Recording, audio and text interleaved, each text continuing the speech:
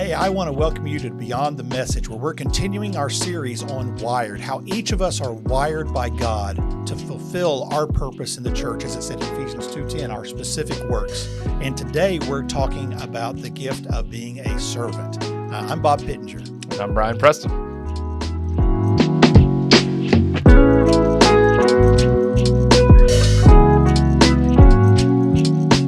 And like you said, today we're going to be talking about servanthood and service and the gift of serving the church. And so with that, in your experience, your vast experience in the church, how did those with the gift of service, we were talking about this ahead of time, and I'm just fascinated to hear your answer again, but in your experience, how do those with the gift of service typically best contribute to the life and the mission of the church? Yeah. I think that's a good question, because as we're going through all these, Pastor's given us all this information, but what does it look like practically? Yeah. And I think there are a couple of things that pop into my mind that everybody can do, and then some that other people do that I haven't had the chance to do yet.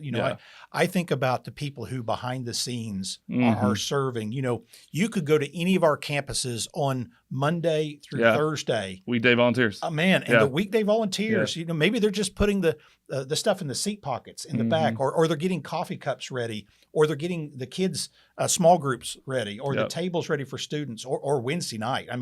The Wednesday night students, that is a machine, the number of people who serve there.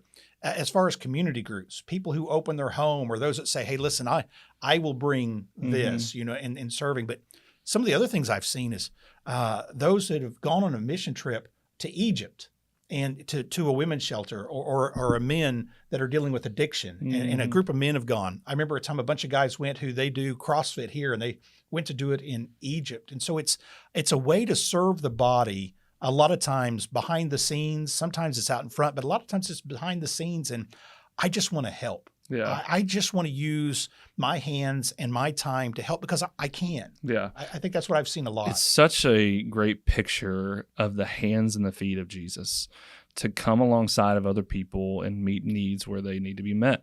And for those who serve in the church in this capacity, whether it's behind the scenes, out in front of people, but it's usually those are the people they're not motivated by the showmanship of any of the ministries. It is the genuineness of coming behind the scenes and elevating them. I think about the picture of Aaron and Hur holding the arms of Moses, and elevating Moses in that moment. Like these people that come alongside and help elevate those who are carrying out ministry well. Yeah, that is a great picture. I hadn't even thought about that, but how by serving, we're helping others do something else. We each, because you do Next Gen, it frees me up to do groups, which frees you up to do Next Gen. It's everybody's helping, and it doesn't matter your position in the church, whether you're on staff or you're a member and serving. Yeah, everybody is holding somebody else up and doing that. So, what are some of the positive outcomes that you've seen from somebody with the gift of service, that when it's used in a healthy way, they're being Spirit-led? What's some of the things that you've seen that's really helped within the church? Yeah, I think it goes back to what we were just talking about of really modeling Jesus's heart for service.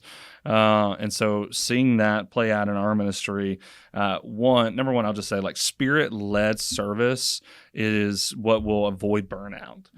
It will be the thing that avoids resentment to something that may happen. Because again, the church is full of people, and they're broken and they're messy, and things happen, unfortunately, that are not always great.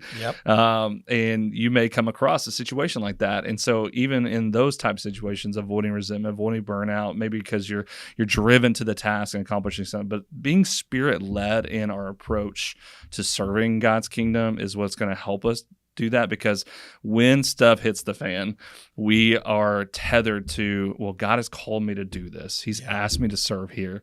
I feel purpose in this. It's a lot of times too, when people come in, historically, when people come into student ministry, one of the first questions we ask, we're always going to need more community group leaders. So it's it's not that, but it's instead of asking them where is the best position for them, the question should be, where are you most passionate?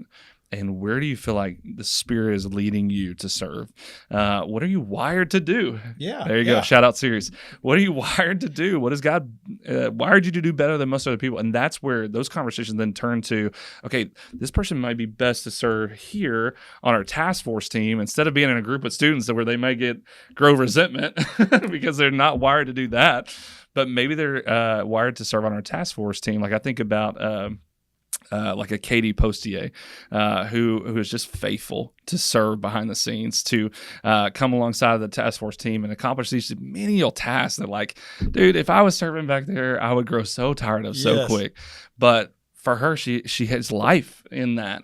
And the people around her have life because they see the joy on her face as she's doing it. So, yeah, I think that's really good. It's realizing the joy that comes with it. I think that's really good. That if you're it becomes contagious to the point where now those people have a discipleship opportunity. Like you were talking about this before we got on, but like the growth that comes in our own walk with Christ as we serve somewhere, we're mature in our faith, and now like a Katie can step into and lead other people, empowering other people to do what she's learned to do really well. Mm-hmm.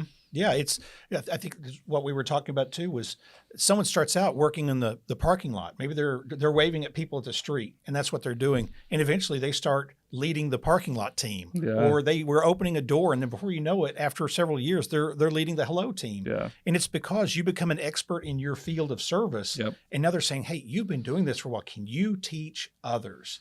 You know, and because you've been so successful at it, and it's that maturity. Yeah. You've matured in your walk and in this gift that it just keeps, keep being elevated. Now, if you're not serving yet, and you have the gift of service, don't say, I don't want to lead a team.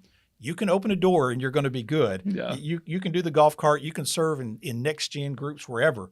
The idea is realize that God is going to mature you and use you in ways that you can't even imagine. I think about, my mind goes to student camp and a Cliff Conine, who he's Cliff is Cliff, but one of the things he's so good at is walking students through gospel conversations. But it started as a place of really just serving, handing out note cards, taking down information, things like that. Well, then it turned into, now Cliff is leading our decision counseling team.